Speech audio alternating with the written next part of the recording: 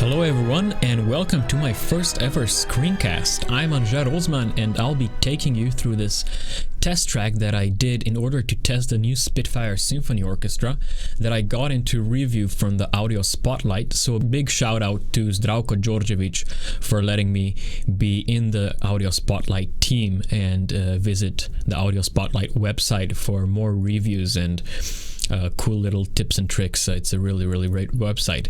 So without further ado, I would like you to listen to this test track that I did.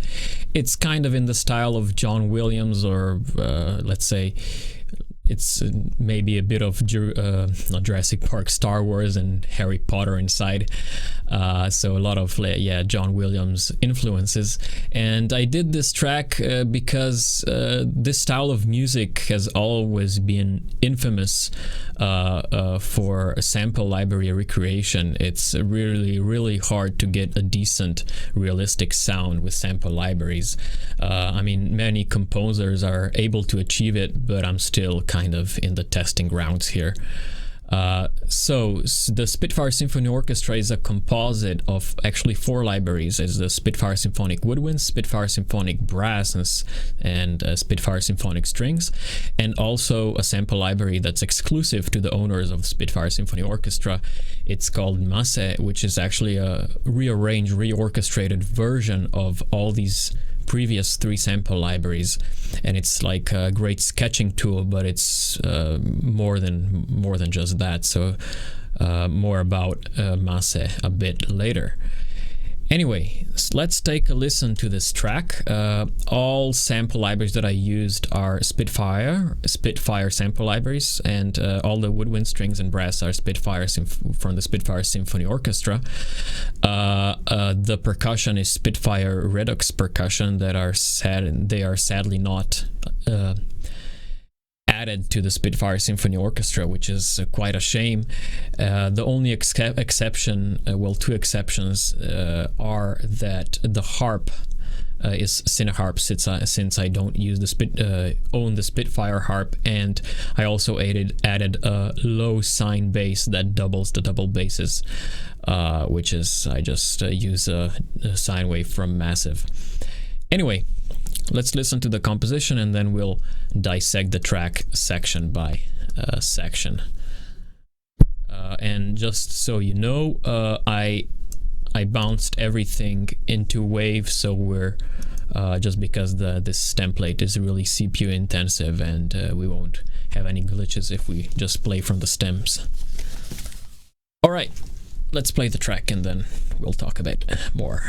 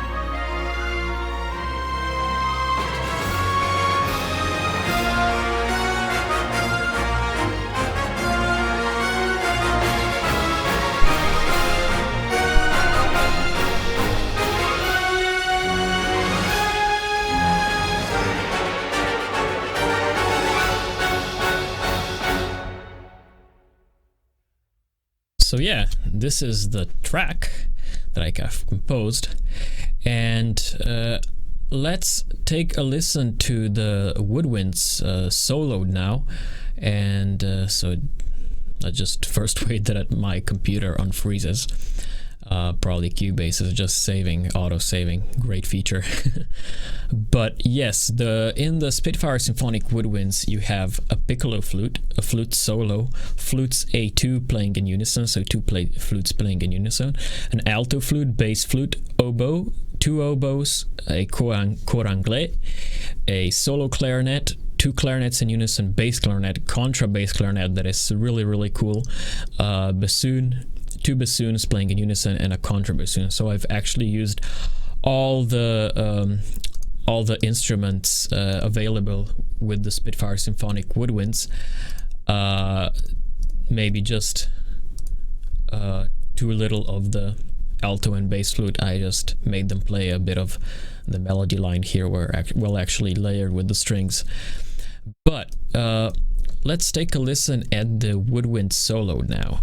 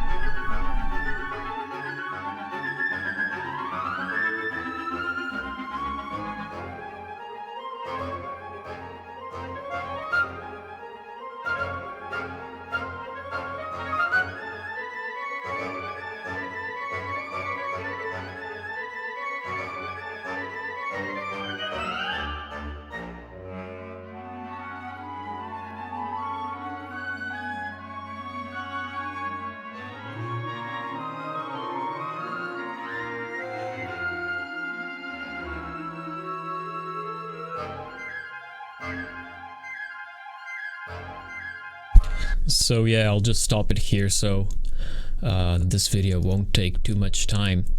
But first I would like to talk about the flutes. I think the Spitfire team did a pretty decent job with the flutes, and I have already reviewed the Spitfire Symphonic Woodwinds for the audio spotlight. I'll put a description in the video below. And what I said about the woodwinds is that they sometimes have a hard time playing fast runs, but the more I've kind of tested them out, and the more I learned how to write for the Spitfire Symphonic Woodwinds, the more I can say that if you're going to use these the Spitfire Symphonic Woodwinds in an orchestral context like I did here, these fast passages sound quite realistic if they're in the background. But if we just listen now to the piccolo and flute soloed.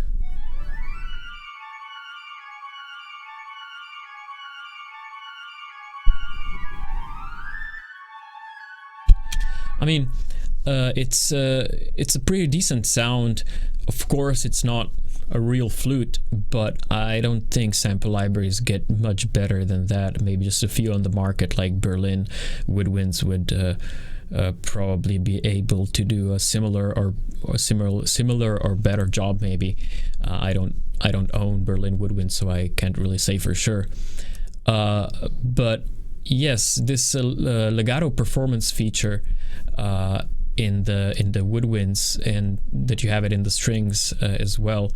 So it's basically just a very like an integrated legato, very well scripted, that has like multiple. Let's just say that if you write slow passages or fast passages, it will react differently to these slow or fast passages, so different transitions will be triggered. At least that's how it sounds. I can't say for sure how Spitfire programmed this, but anyway, I have to say that I'm really satisfied with the flutes, and probably my favorites out of the like the woodwind section have to probably be the clarinets. Let's take a listen to this clarinets here. And as you see, I haven't put much time and thought into my programming. All like the staccato clarinets here are just, basically at the same velocity, but it still sounds pretty damn realistic if you ask me. All right.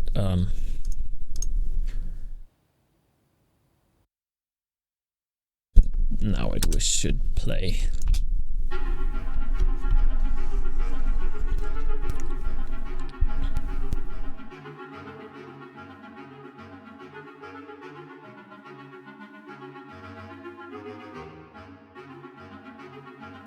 So yeah, if I would be writing for real players here, I would probably be adding some more breath pauses, but because it samples, you can get away with things like samples not breathing because they're not human, so they don't breathe. Haha. All right, so yeah, I love the sound of these clarinets. I think they're probably the best part of the Spitfire Symphonic Woodwinds. And I would just like to point out right now, these are called expression maps in Cubase, and what they actually are is that you map the key switches to these expression maps, and then if, let's say, I want to hear the clarinets to play legato, I just put in the legato here, and now they're playing legato or trills, and this is a big time saver, at least for me. So I made custom expression maps for the whole Spitfire Symphonic Orchestra, and I'll put a link in the description below for anyone that wants to download them and use them. And let's take a listen to the bassoons now, which are really to my liking as well. They have these really nice sharp staccatos as the clarinets.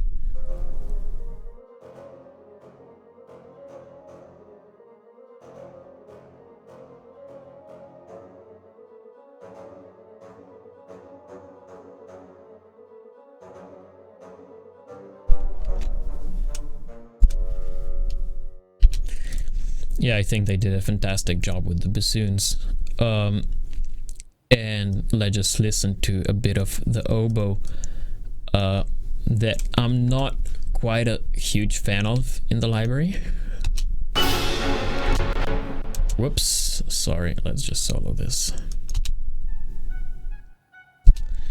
Well, here I haven't done an amazing job programming, but we can still listen to this section.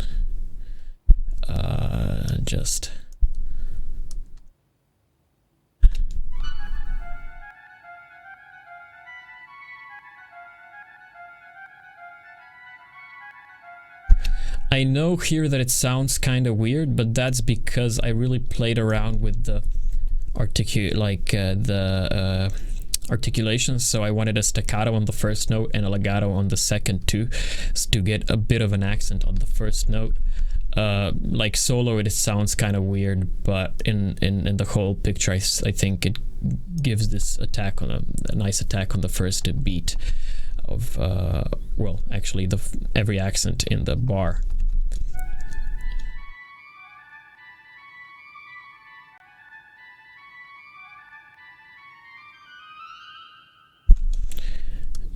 Yeah, so maybe these are not the best oboe lines I have ever written, so it's not really a good representation. Maybe this would be a better representation where it actually plays the melody.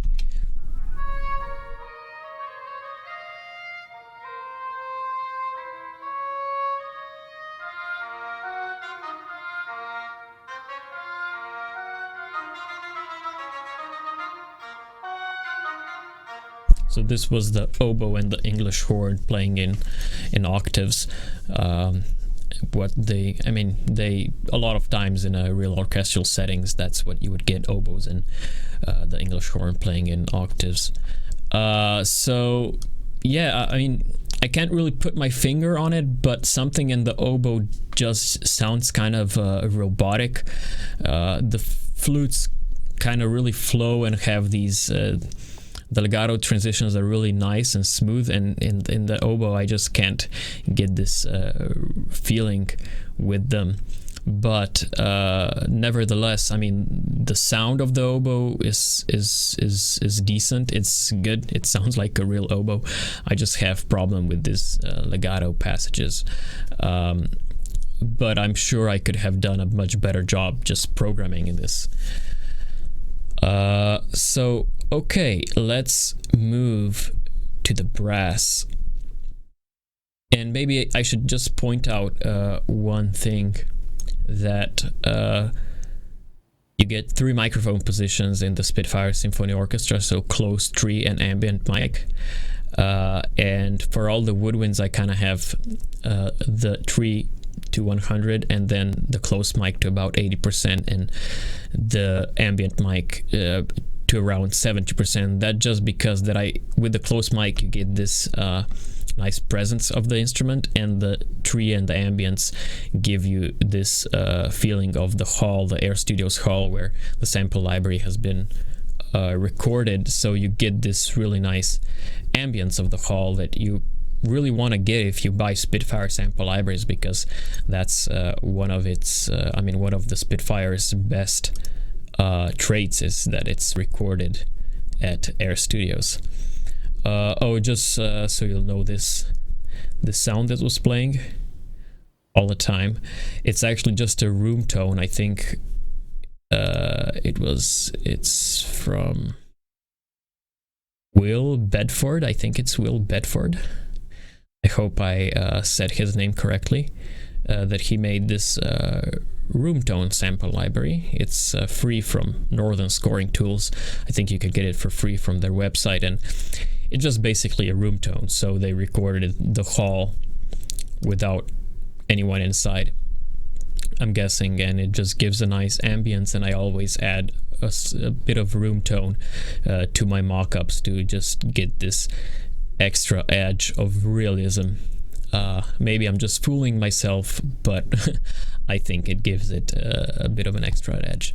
Okay, so now let's take a look, a listen actually, to the brass section.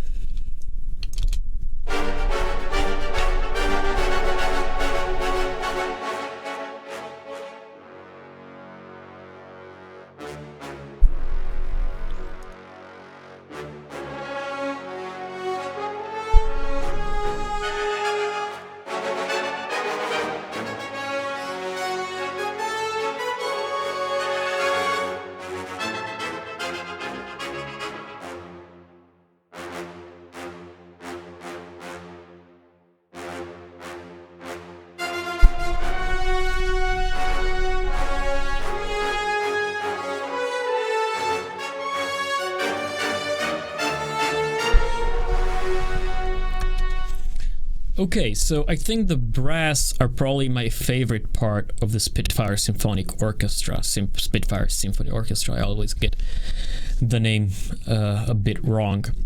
I think I can say that I like the trombones probably the best, the trombones A6. They're from I think they used to be called trombones phalanx, and now they're just part of the Spitfire Symphonic Brass.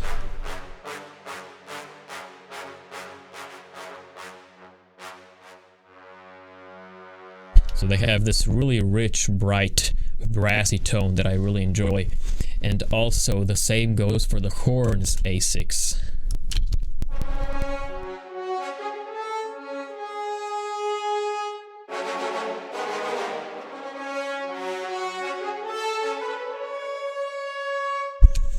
Okay, but here I would like to stop just for a moment. The first thing that I would like to point out, just a little mock-up tip for everyone that does mock-ups and orchestral writing in DAWs, is that most people just tend to write chord lines like this, just with the legato. I mean, it sounds okay, but it's not it's not the way that a horn section would usually play. Melodic lines and horns are usually like composite of like mercato tones and staccato tones. Very rarely you get a horn section actually playing real legato like you would expect from a string section. So here I put like sustains. Don't worry that it says arco, it's actually just a sustain. And then staccato note for transitions, and the same goes here, but just instead of the sustains I put the tenutos. But there is a slight problem here with the Spitfire Symphony Orchestra, and especially in the Spitfire Symphonic Brass, is that different articulations don't seem to go to the same dynamic level. So let's say if I have it arco here, I mean sustain, it almost sounds like that these sustain notes are recorded maybe at best at a mezzo forte or a really bad forte level. But as soon as I like switch the articulation to legato, it's a lot larger sound. I mean, you can really hear that they've played fortissimo here. And of course, I mean, I didn't change the modulation like CC1 modulation at all. So this is just a problem that you really don't know. I mean, you have to get used to the sound of each individual articulation. It doesn't mean that if you're gonna have your mod wheel all the way up, that the sustains are the same dynamic level as the legatos. I mean, you would expect that, but it's just not the case. So you just have to like really get used to every individual articulation. And I mean, the same goes from patch to patch. If we just listen to the staccato's A6 horns here, and the velocity is all the way up almost.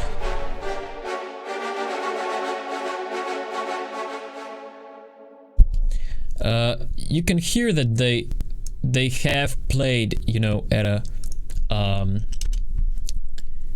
fortissimo dynamic level. But if we listen to the A2s here,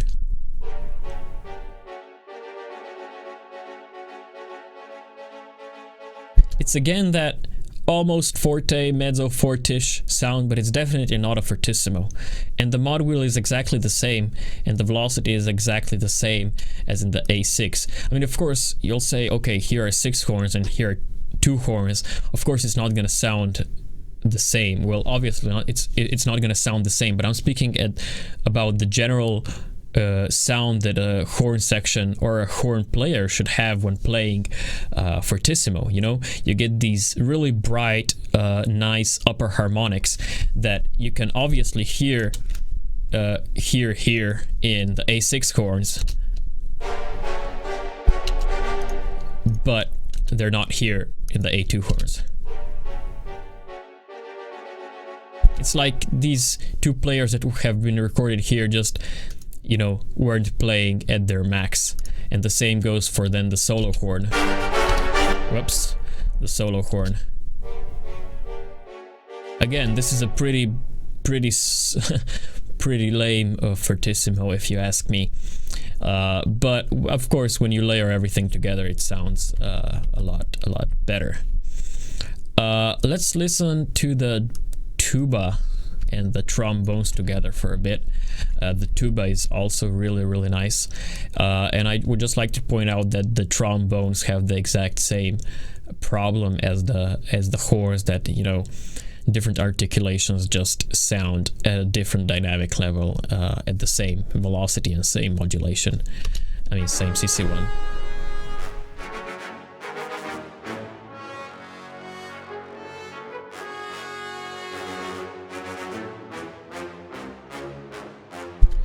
But I mean, I really enjoy these the sound of these trombones, and they're really nice in playing chords as well.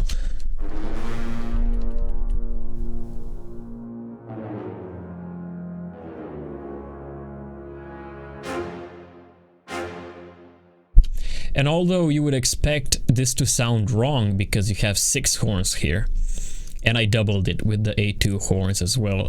I mean 6 trombones, and I doubled it with the A2 trombones as well. So that's 8 trombones. So if they're playing chords, you know, it's 3 times 8. Actually, in real life, you would have 24 trombones playing here, but it doesn't sound like 24 trombones at all. It really just sounds like 3 really nice trombones, if you ask me.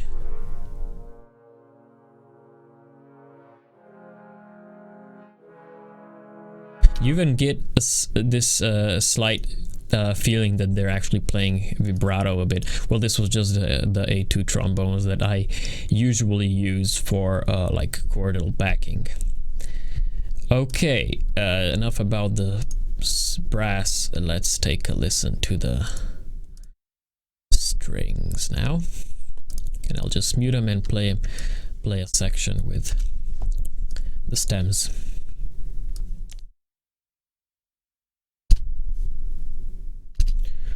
Oh.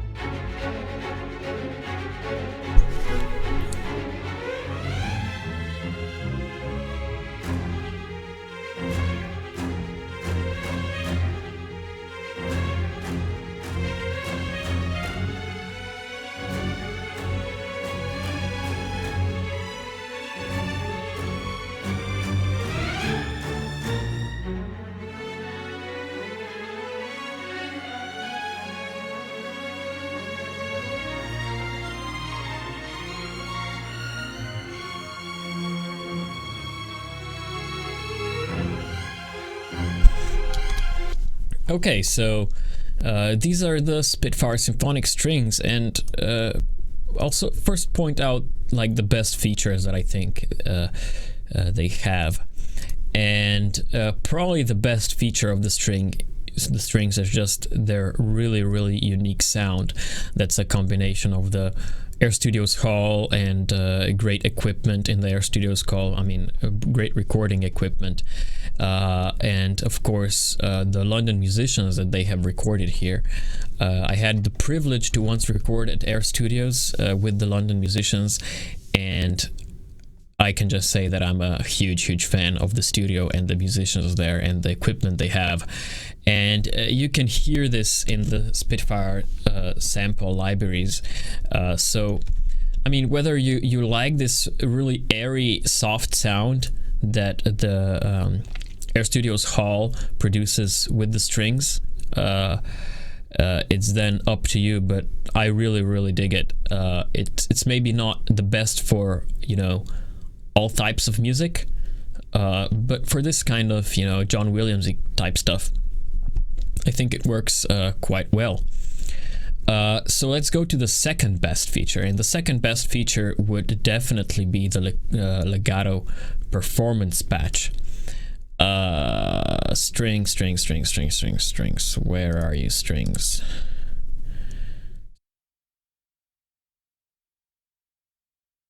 Nope.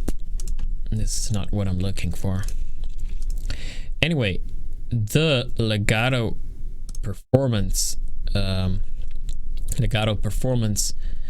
patch, I think it's scripted even better than in the flutes, and I mean in the better than in the woodwinds. If we listen just to this section, I mean it's incredibly good with playing fast passages as well as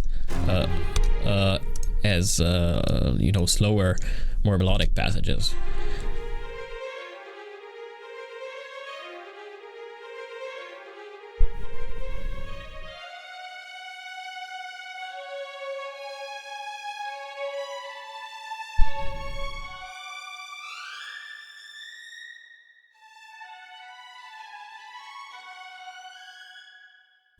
Whoa, a note is missing here.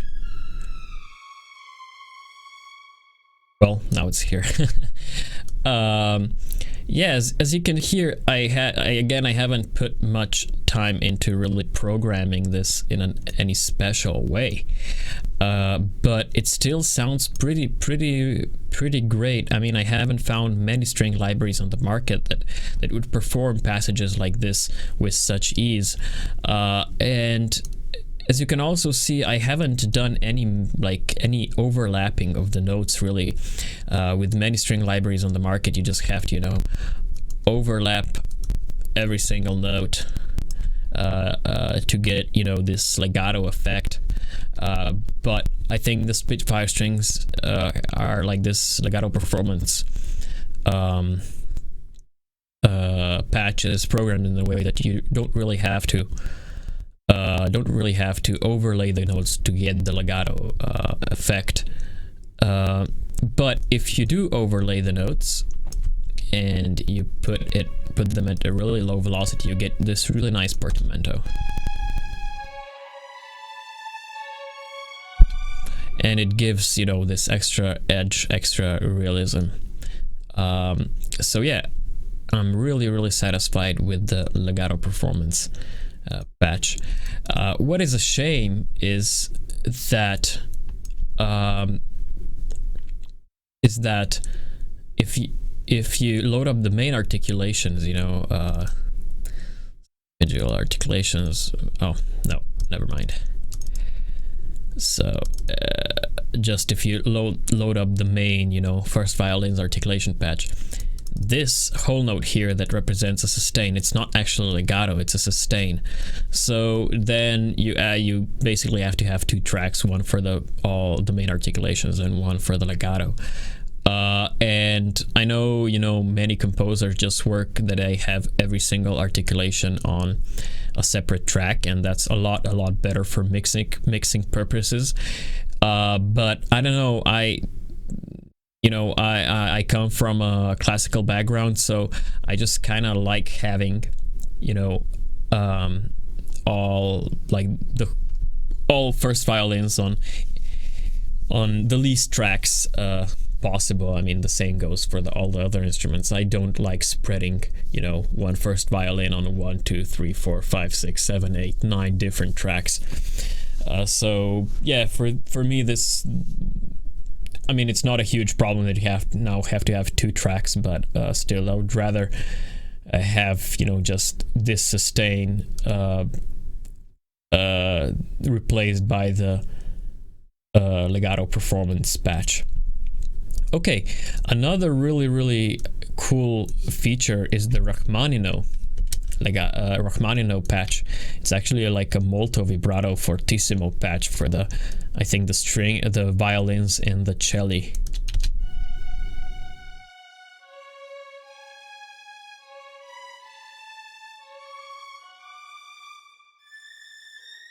So it's just like this really intense track, intense patch, and it sounds great, in the lower registers as well.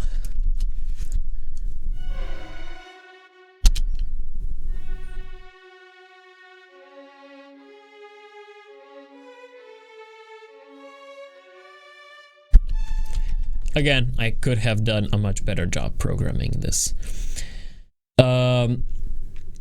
And then you also have really cool, maybe I can show you just quickly.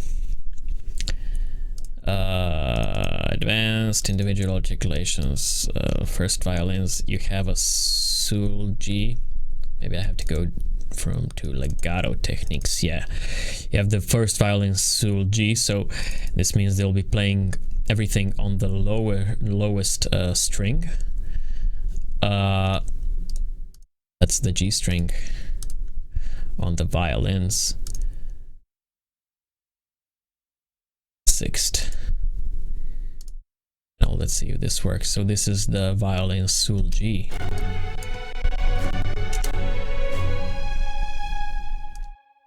Maybe octave lower again. Yeah.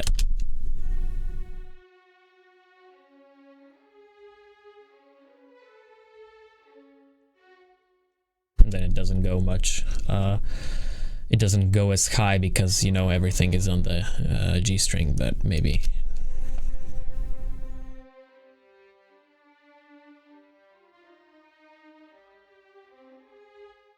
I really like it, and of course you're gonna get these portamentos from note to note, because if they play on one string, of course they have to play with the portamentos. It's pretty obvious. I think this is the correct pitch. Yeah. Okay, so the double basses. Here is where I found kind of the biggest problem with the Spitfire symphonic strings. I mean, it doesn't go only for the double basses, but actually for the whole string section, and it's actually the staccatos.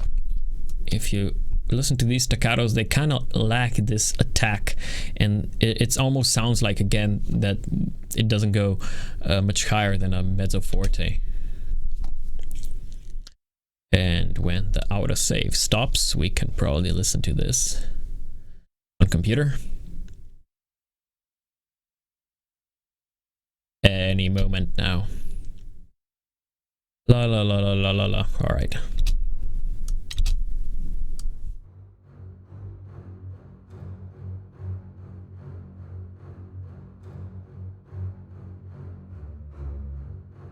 So yeah, the staccatos lack this attack, nice, like grungy attack that we're used to in most string sample libraries, and also the round robins don't sound as good.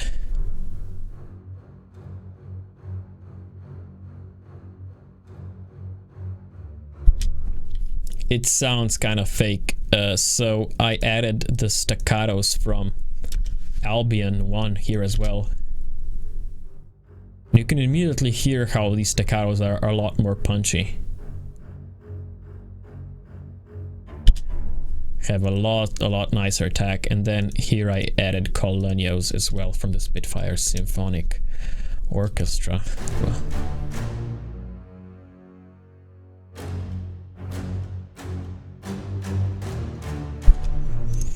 and then, as I said, I added a sine bass as well, just to give this extra boost to the low end.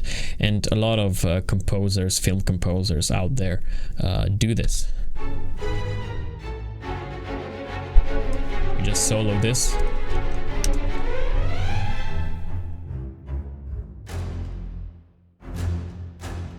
So if you have pretty decent speakers or good headphones, you should probably hear, you know, this sine bass. Oh, and here's actually probably a mistake.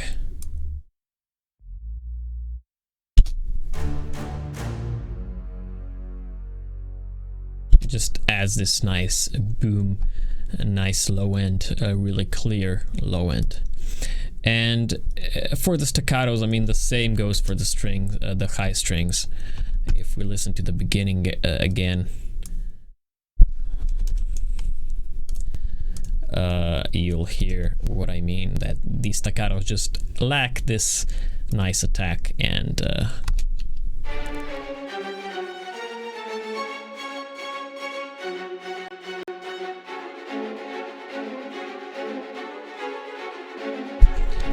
I almost like have a feeling that, you know, the string players didn't give their very best when recording these staccatos. I don't know. I'm just not a huge fan of them.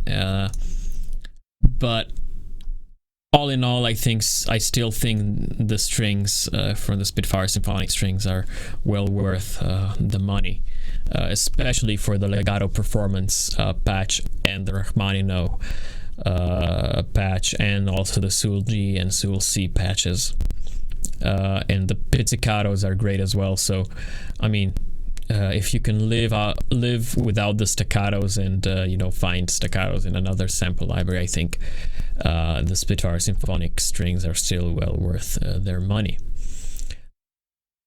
So now let's take a look at Masse, which is the final piece.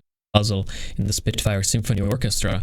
And as I said in the beginning, Masse is a reorchestrated version of the Spitfire Symphonic Woodwinds, Spitfire Symphonic Brass, and Spitfire Symphonic Strings. And actually, Spitfire took 6 months to produce Masse. And I think they really did a nice job with it. It's more than just a sketching tool. I think you could produce really realistic mock-ups just with Masse. And let's take a listen to this tutti section, tutti patch, and it's, it's the strings, brass, and woodwinds playing all together.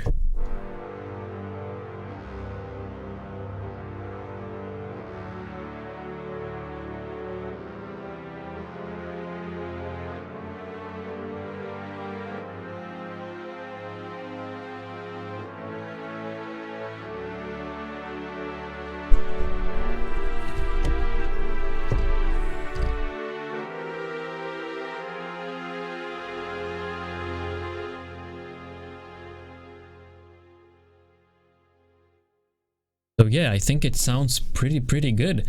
The only thing, I mean, again, I would say that the shorts don't sound the best, and that's basically because of the strings. I mean, they're the same strings as before. So the brass and woodwinds sound great with the staccatos, but the strings are kind of sluggish. So you can hear this in Masse as well.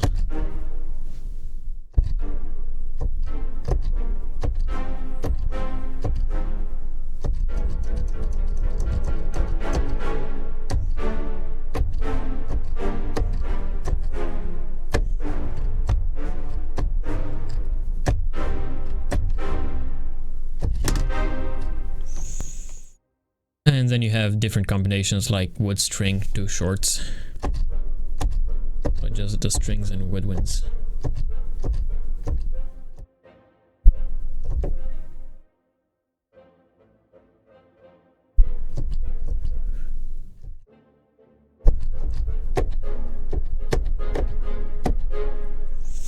So yeah, I mean, you could improvise and play with the tutti patch.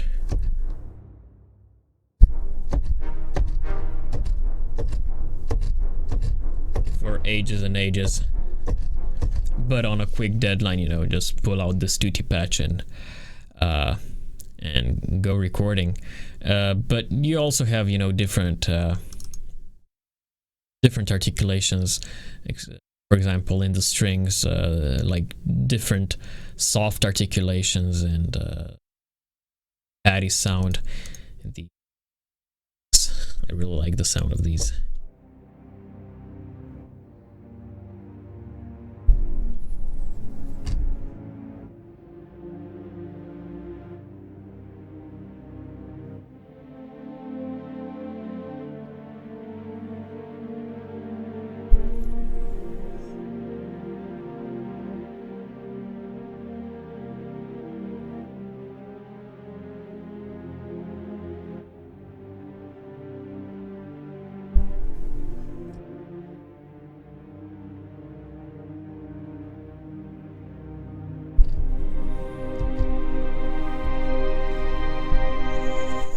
So yeah, as I said, a lot more than just a sketching tool.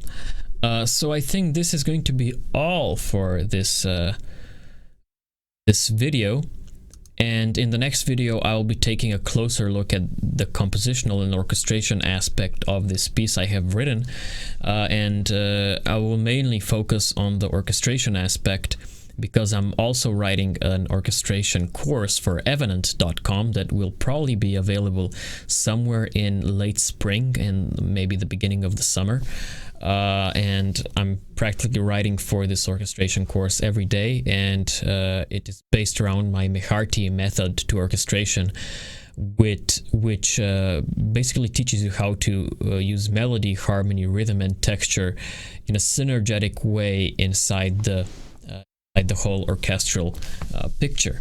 So I will leave in the description below all links to the review of the Spitfire Symphonic Woodwinds, brass, strings, and the whole Spitfire Symphony Orchestra.